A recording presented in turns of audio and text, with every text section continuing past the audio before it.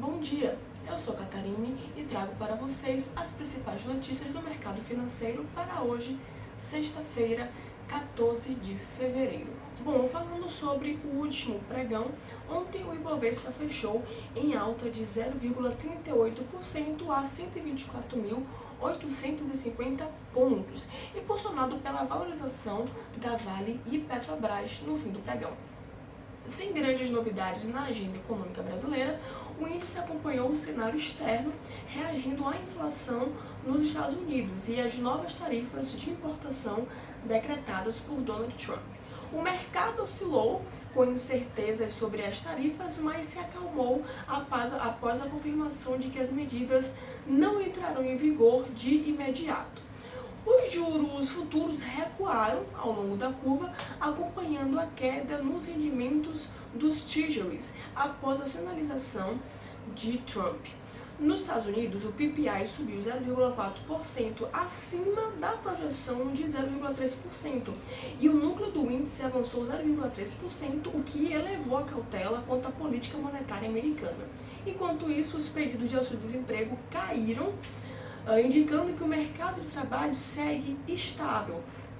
Além disso, os investidores seguiram monitorando as negociações desse possível cessar-fogo na guerra na Ucrânia. Aqui no Brasil, o varejo teve um crescimento de 4,7% em 2024, o maior em 12 anos, segundo o IBGE, mas apesar desse avanço anual, as vendas encolheram 0,1% em dezembro, enquanto o varejo ampliado caiu 1,1%, contrariando a expectativa de uma leve alta de 0,1%. O dado reforçou a percepção de uma desaceleração da economia, acompanhando a queda no volume de serviços e na produção industrial no mesmo período. O secretário de Política Econômica da Fazenda, o Guilherme Mello, destacou que, embora a economia tenha crescido de forma robusta em 2024, a tendência para 2025 é de desaceleração gradual. A projeção da Fazenda para o IPCA foi revisada para 4,8%, ainda acima do teto da meta do Banco Central, enquanto a expectativa de crescimento do PIB foi reduzida para 2,3%. Antes a previsão era de 2,5%.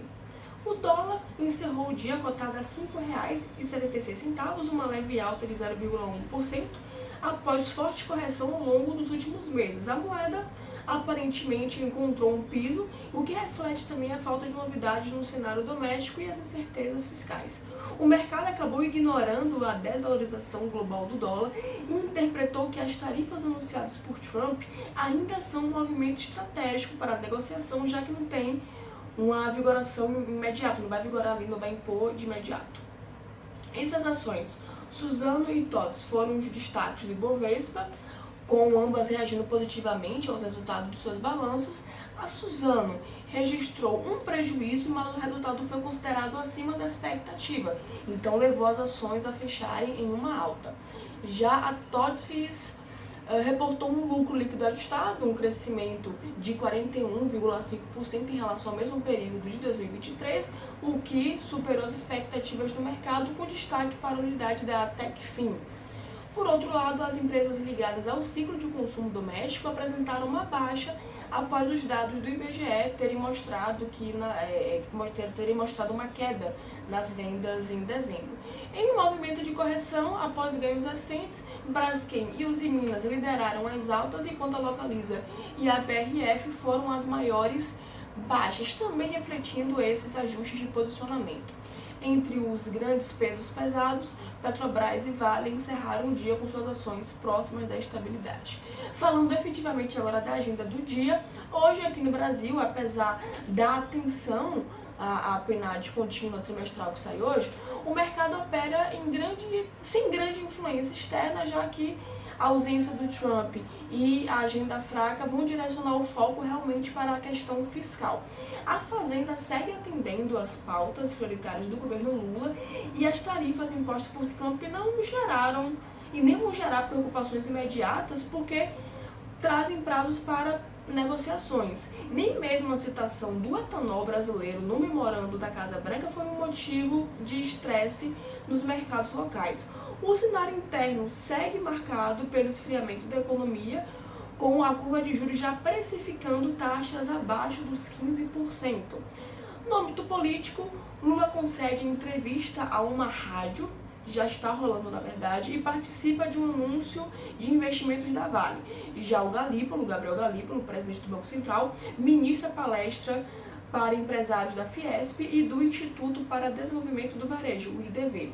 Por fim, a agenda do Brasil no campo corporativo, Porto Seguro e Usiminas divulgam seus balanços antes da abertura do mercado, enquanto a Raizen reporta seus resultados após o fechamento.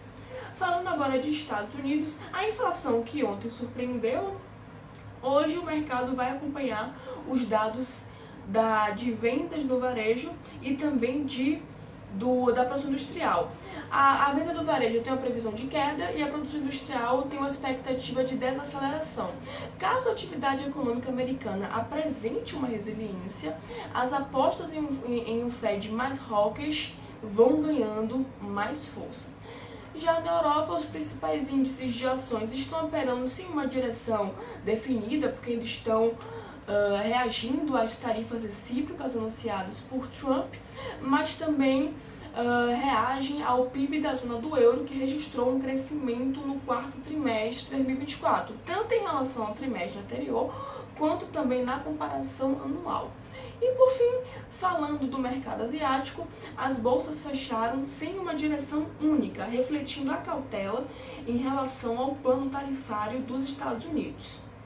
Em Hong Kong, o entusiasmo com a inteligência artificial da DeepSeek impulsionou as ações dos setores de saúde e tecnologia, o que levou o Hang Seng China Enterprises Index a um salto de mais de 3%, aproximando-se dos níveis de outubro. Já no Japão, o Nikkei recuou, possivelmente devido à realização de lucros pelos investidores.